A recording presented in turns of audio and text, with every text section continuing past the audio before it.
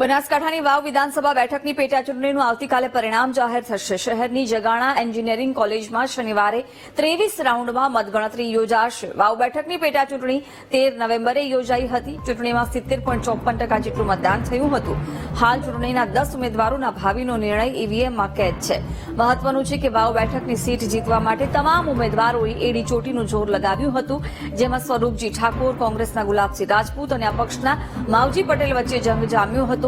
ભાજપ કોંગ્રેસના દિગ્ગજ નેતાઓ દ્વારા પણ ચૂંટણી પ્રચાર કરાયો હતો। હવે આવતીકાલે તમામ પક્ષોએ કરેલી મહેનતનું પરિણામ જાહેર થશે।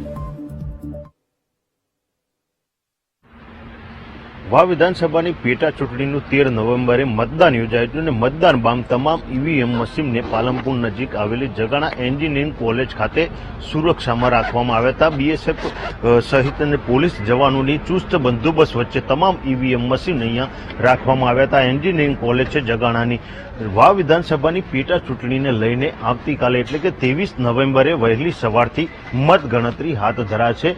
જે પ્રકારે અહીંયા વહેલી સવારે 8 વાગ્યાથી વાવ વિધાનસભાની પેટા ચૂંટણીની મતગણતરી યોજાશે, જેમાં 23 રાઉન્ડમાં આ મતગણતરી યોજાશે। અહીંયા ચુસ્ત પોલીસ બંદોબસ્ત સહિત એસઆરપી જવાનો, બીએસએફના જવાનો પણ મૂકવામાં આવે છે, એટલે કે તમામ જે વ્યવસ્થાઓ છે મતગણતરીને લઈને તે પૂર્ણ કરવામાં આવી છે તંત્ર દ્વારા।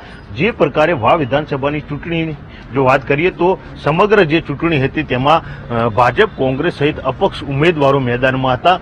ભાજપના ઉમેદવાર સ્વરૂપજી ઠાકોર તેમજ કોંગ્રેસના ઉમેદવાર ગુલાબસિંહ રાજપૂત મેદાનમાં હતા, તો સામા પક્ષે અપક્ષ ઉમેદવાર તરીકે માવજી પટેલ પણ મેદાનમાં હતા અને ત્રિપાંખિયા જંગમાં વાવ વિધાનસભાની ચૂંટણીનો રંગ જામ્યો હતો અને સમગ્ર ચૂંટણી દરમિયાન અનેક આક્ષેપ પ્રતિ આક્ષેપ વચ્ચે આ તમામ નેતાઓએ સભાઓ ગજવી હતી। અનેક દિગ્ગજ નેતાઓ પણ વાવ વિધાનસભાની પેટા ચૂંટણીમાં આવ્યા હતા અને જે પ્રકારે અહીંયા જે વાવ વિધાનસભાની પેટા ચૂંટણી યોજાઈ હતી તેમાં તમામ દિગ્ગજ નેતાઓએ સભાઓ ગજવી હતી અને જે પ્રકારે કહી શકાય કે ભાજપ માટે આ પ્રતિષ્ઠાની ચૂંટણી છે, તો કોંગ્રેસ પણ પોતાનો ગઢ બચાવવા માટે મથામણ કરી હતી। એટલે કે આ ચૂંટણીમાં જે પ્રકારે ભાજપ કોંગ્રેસ વચ્ચે જે ચૂંટણી દેખાતી હતી, પરંતુ અપક્ષ ઉમેદવાર માવજી પટેલે આ સમગ્ર ચૂંટણીમાં રંગ જામ્યો હતો। તેમને ઉમેદવારી કરતા અપક્ષ ઉમેદવારી માવજી પટેલે કરી હતી અને ત્યારે રંગ જામ્યો હતો। ત્યારે જે પ્રકારે આ ત્રિપક્ષીય જંગનો રંગ જામ્યો હતો ત્યારે આ તમામ જે ચૂંટણી હતી તેમાં અનેક